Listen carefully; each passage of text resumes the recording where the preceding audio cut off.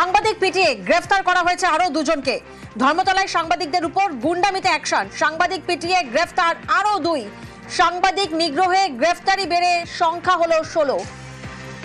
ধর্মতলায় সাংবাদিকদের উপর যে নিগ্রহ চলে, যেভাবে সাংবাদিকদের পেটানো হয়, সেই ঘটনায় আরো দুজনকে গ্রেফতার করা হয়েছে। সাংবাদিক নিগ্রহে গ্রেফতার বেড়ে 16। রৌনক প্রতিনিধি রয়েছেন এই মুহূর্তে আমাদের সঙ্গে। রৌনক, যাদের গ্রেফতার করা হয়েছে তাদের পরিচয় কি, কোথা থেকে তাদের এই গ্রেফতারি?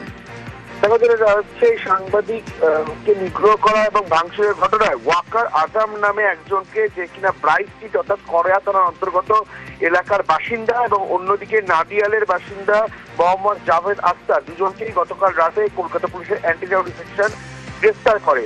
মূলত তাদের ফেসবুক অ্যাকাউন্ট বা বিভিন্ন সোশ্যাল মিডিয়া প্ল্যাটফর্মে দেখা গেছে একাধিক ভিডিও রয়েছে, উস্কানিমূলক ভিডিও থেকে শুরু করে সাংবাদিকদের নিগ্রহ করার ভিডিও তাদের এই অ্যাকাউন্টে পাওয়া গেছে। এবং তোমাকে জানিয়ে রাখবো, এই যে ওয়াকার আজম, তার বয়স 35 এবং জাভেদ আখতার তার বয়স 32, অর্থাৎ তারা কেউই কিন্তু পড়ুয়া নয়। এই নিট আন্দোলনের সঙ্গে প্রথম থেকে যে বিষয়টি সামনে আসছে, যারা এসেছিলেন তাদের একাংশের মধ্যে তারা অবগতই ছিলেন না তারা কি উদ্দেশ্যে এসেছিলেন।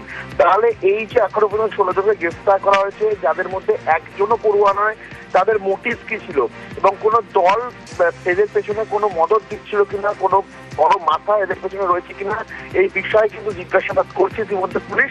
এবং এই দুজনের একটা যে প্রত্যক্ষ যোগ তা পাওয়া গেছে সাংবাদিক নিগ্রহের ঘটনায় বিভিন্ন ফুটেজে, এদের যে ভূমিকা তা উঠে এসেছে। এই দুজন কোথাকার বাসিন্দা? এই ওয়াকার আজম, সে আদতে ব্রাইট স্ট্রিটের বাসিন্দা, যা কড়িয়া থানার অন্তর্গত এলাকা, এবং অন্যদিকে মোহাম্মদ জাভেদ আখতার, তিনি নাদিয়ালের বাসিন্দা।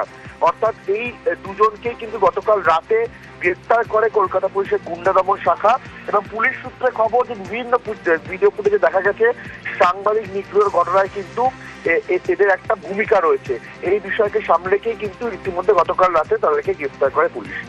বেশ।